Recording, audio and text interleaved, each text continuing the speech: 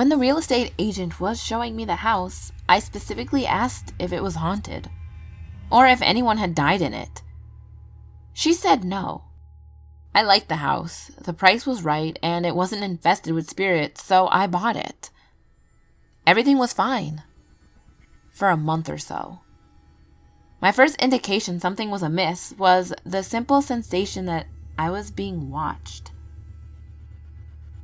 Next came the creepy feelings of dread in my bedroom. Now, I've always slept in total darkness.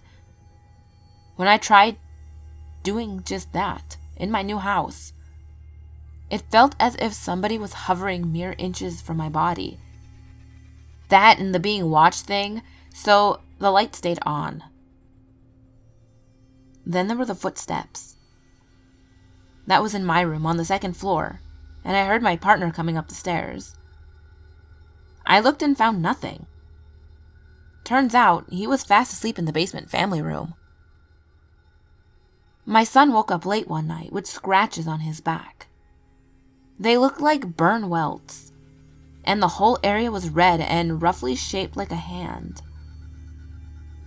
He went into the kitchen and came back immediately to say there was a little girl standing in the backyard. It was 2 a.m. He said she was dressed in a white sleeping gown but couldn't see her feet. They weren't there. We've had faces knocked over, heard voices, been touched, and there's one window in my son's room that keeps opening on its own. I screwed it closed, but a month or so later, I found the screw laying neatly on top of the open window. I decided to start a blog to keep track of everything. I also had a psychic visit who heard growling and was totally freaked out by my son's room. After she left, my son found a child's dirty handprint on the wall of his room. It hadn't been there before. It gets weirder. A good friend of mine brought his new girlfriend around. Turns out she used to live in the house with her parents and many siblings. The house terrifies her. She said that's why she and her family moved out.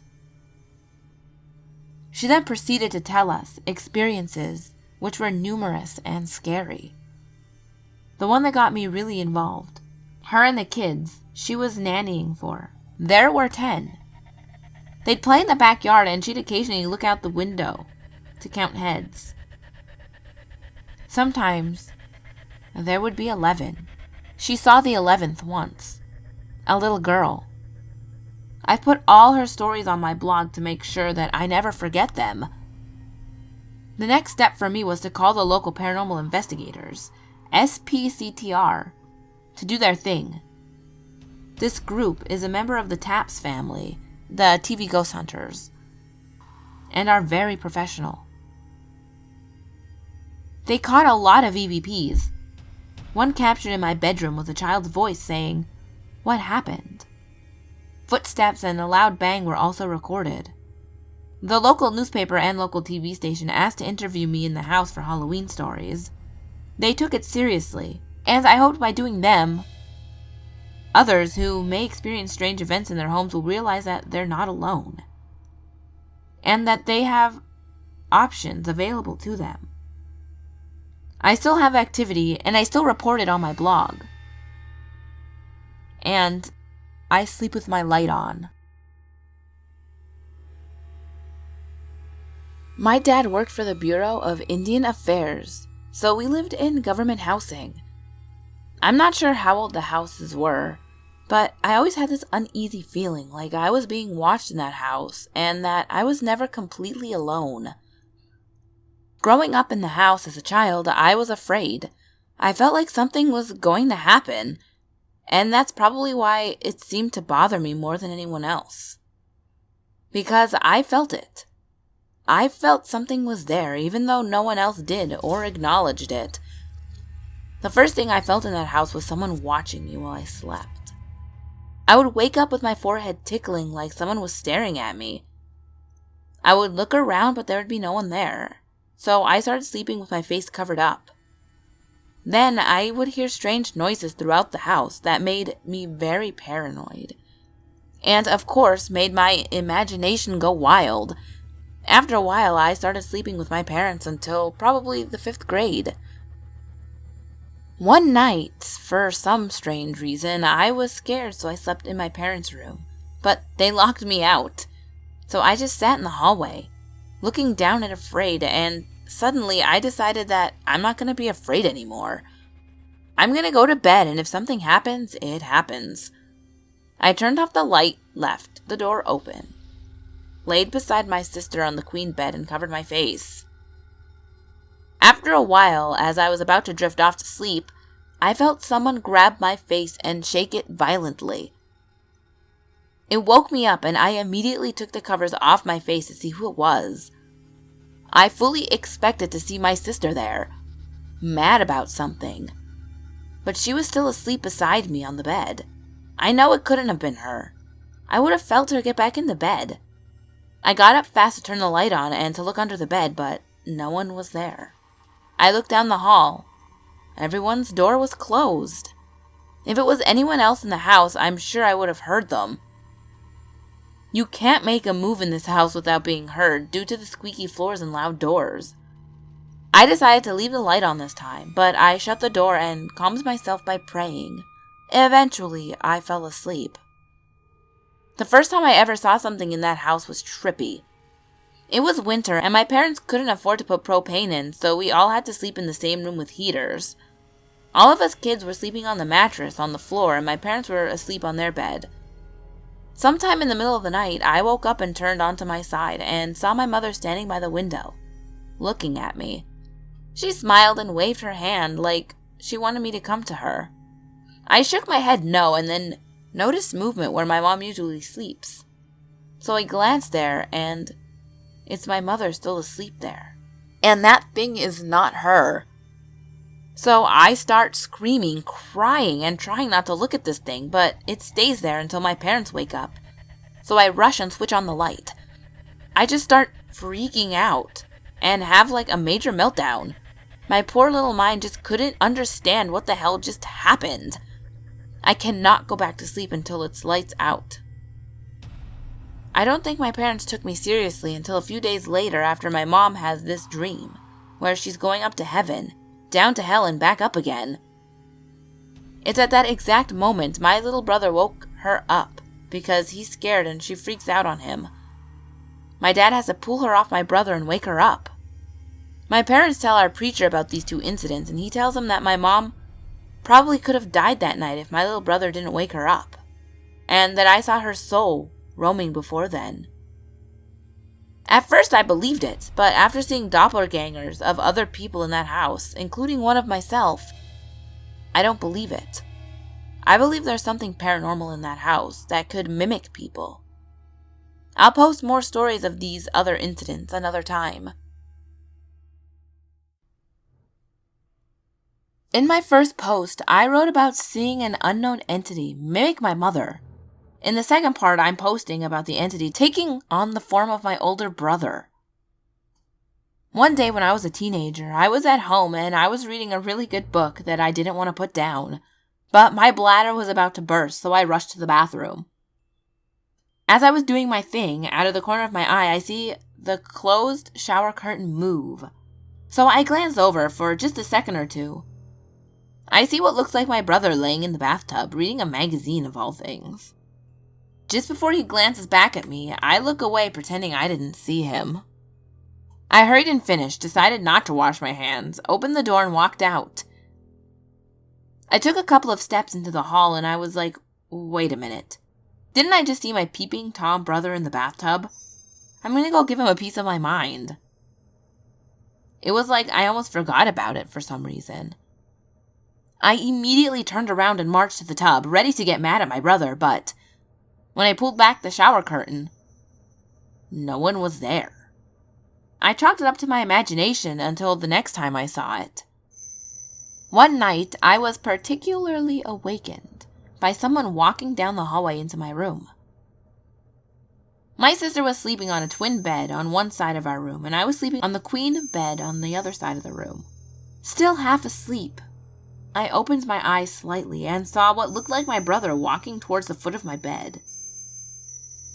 I felt him climb into the bed with me. Although this was strange, I thought maybe he saw something in his room again, and he was too scared to sleep alone. I remember waking up one morning to find him curled up at the foot of my bed sleeping. He said he heard and saw someone sitting in the chair next to his bed, so he ran in our room. We teased him about it, although I thought something had to have scared the crap out of my older brother for him to come sleep in his sister's room. I was sleeping near the dresser, facing my sister, and he, or who I thought was my brother, was behind me. Not bothering to open my eyes, I said, "What? Did you see something in your room again? And now you're too scared to sleep in there, chicken?" My shoulder was pushed, so I started laughing and glanced behind me, but no one was there. There was only the other half of the queen bed and the wall, with no space in between. I quickly jumped out of bed and stood there staring at my empty bed. I was so scared I could literally hear my heart beating. I glanced at my sister, but I wasn't about to wake her up because we didn't get along. I wasn't going to sleep with my older brother, whose doppelganger I just saw. And I was too old to sleep with my parents. They would all probably just laugh at me anyway. I could sleep in the living room, but I would be even more scared in that room, which is a whole other story. After praying, I decided to suck it up and try not to think about it. I just shut the bedroom door, left the light on, and got back into my bed. However, before I did, I piled the empty side of the queen mattress with clothes, jackets, pillows, and extra blankets. Like that can keep the ghost away, but it made me feel better.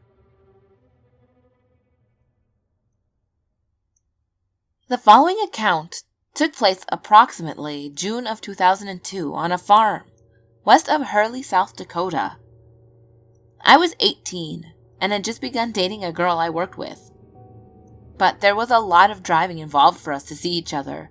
We lived better than 50 miles apart and worked in a city in between us.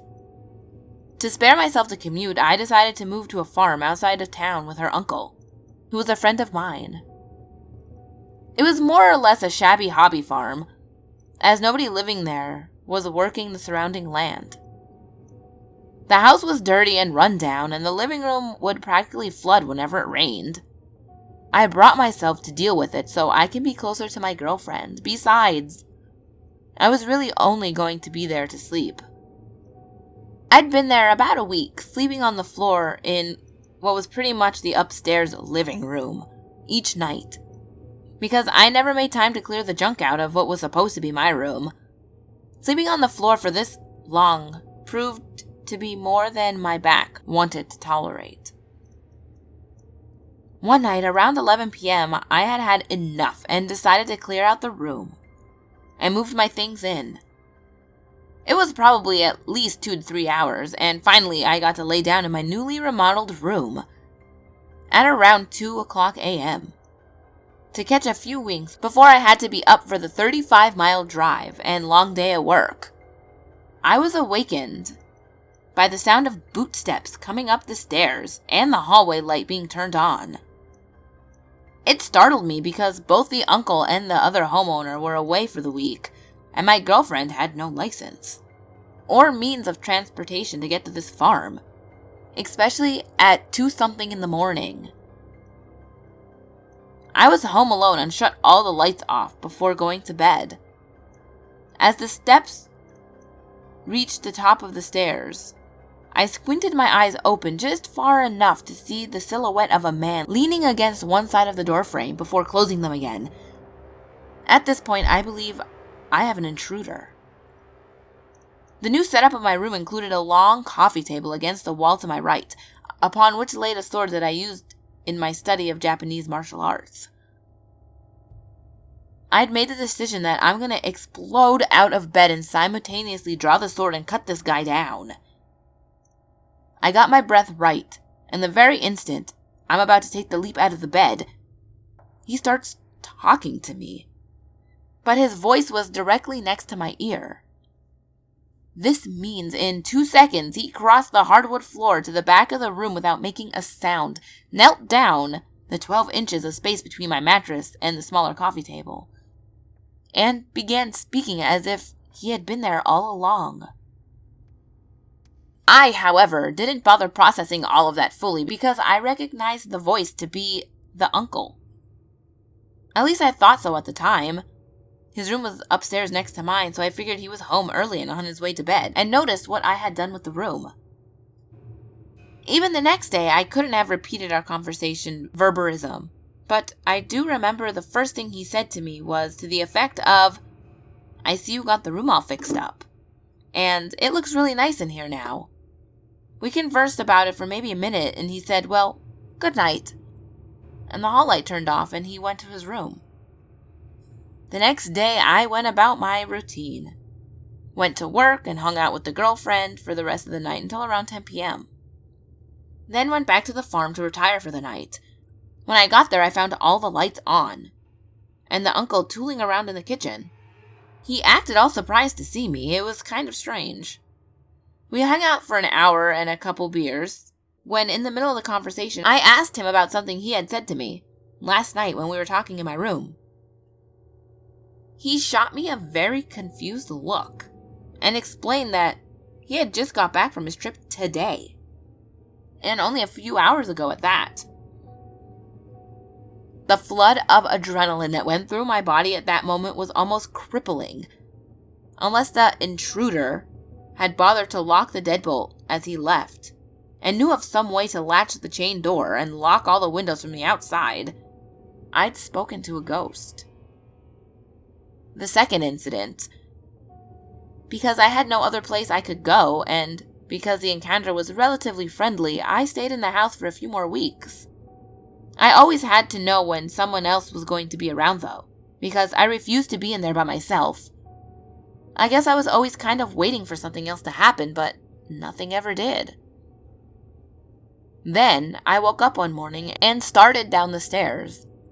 As I came around the wall and made the sharp left turn down the hallway to the staircase, I caught, with both my eyes wide open, the bare foot and leg of a woman under a white gown step quickly from the bottom step in front of me.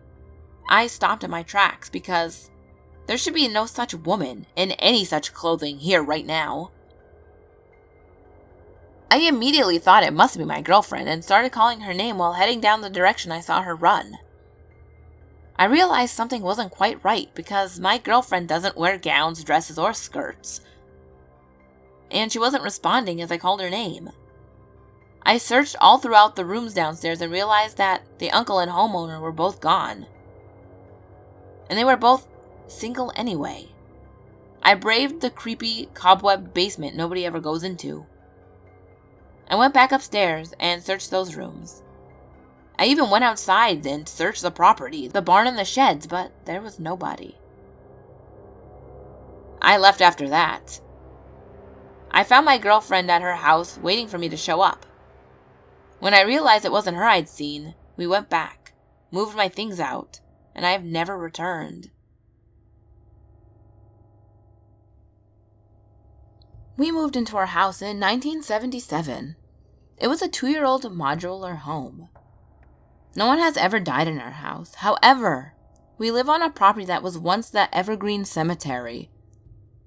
Our lot, actually, is on part of the cemetery that was called Potter's Field. And it was for people who were too poor to have regular headstones and a normal burial. Neighbors of ours have also had some very strange happenings in their homes. Back to my story. My husband worked nights. I was alone in the house with a young child a lot of the time. I used to feel a cold come over me when I was sitting in the living room reading, but I thought nothing of it and just would grab a blanket. I would always feel that someone was in the house with me, but I knew it was just me and my son. About 2 years later, I had another child, another son. My older son refused to sleep in any room of the house except where I was.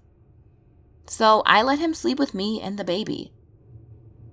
I would awake in the middle of the night and hear a baby crying. I would look at my baby, who was peacefully sleeping in the cradle beside my bed, and he wasn't crying.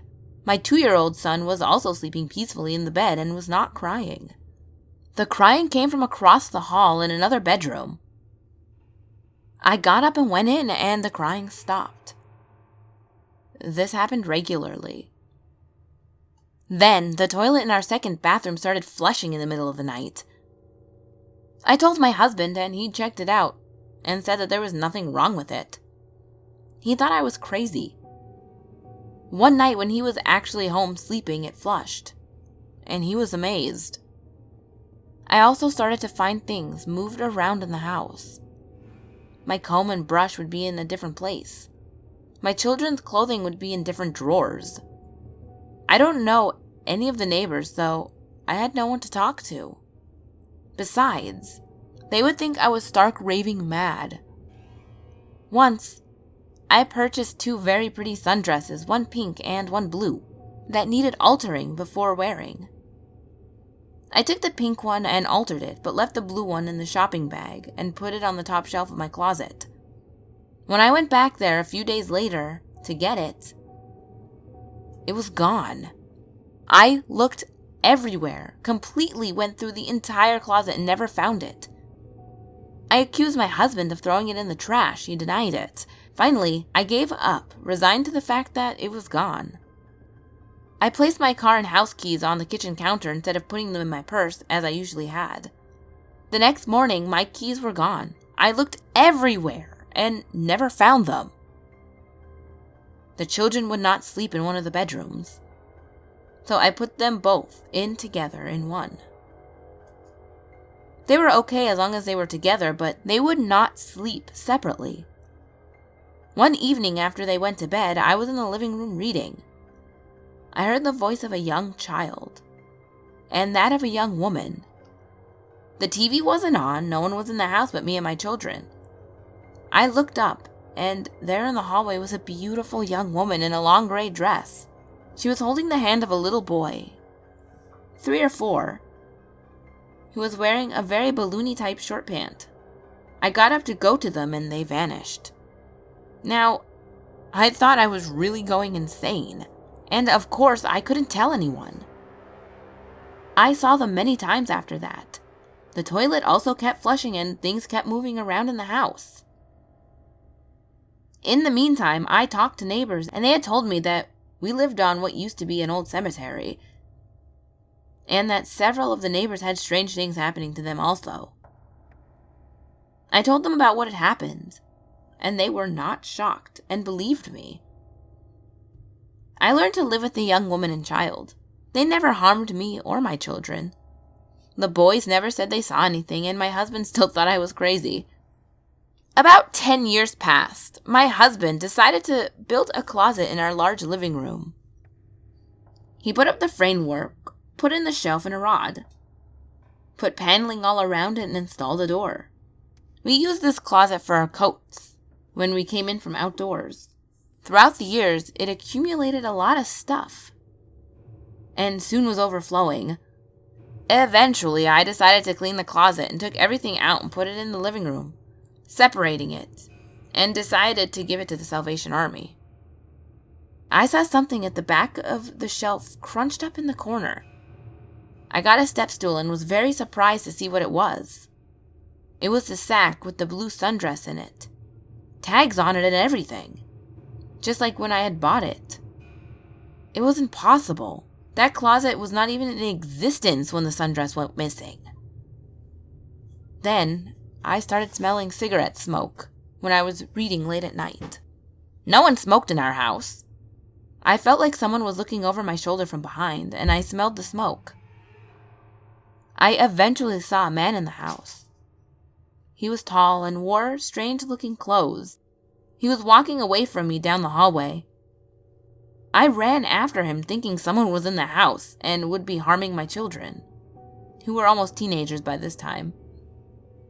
But he vanished. Of course, I couldn't tell anyone other than my neighbor friends. I told my husband and he laughed at me. I no longer sense the woman and child in the house, but I smell the smoke and feel the presence of the man. I am not fearful. We live peacefully together. I guess that these poor souls who were buried in an unmarked grave just felt comfortable in my home. I'm assuming the woman and her son finally found what they were looking for and passed over to the other side. The man, he's still here, and we've lived in this house for 35 years.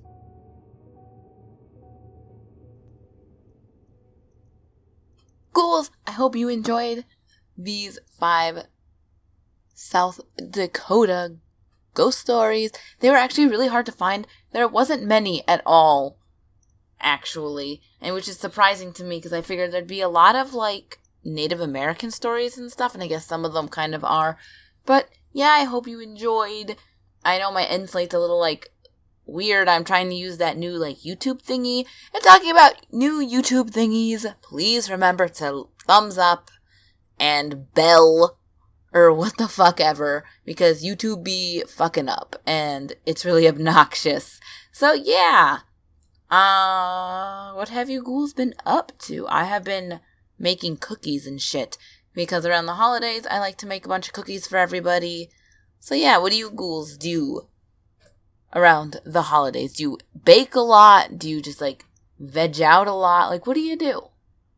But as always, the last video will be on the top left, the next video will be on the bottom left. All my social medias are on the screen as well as in the description box below.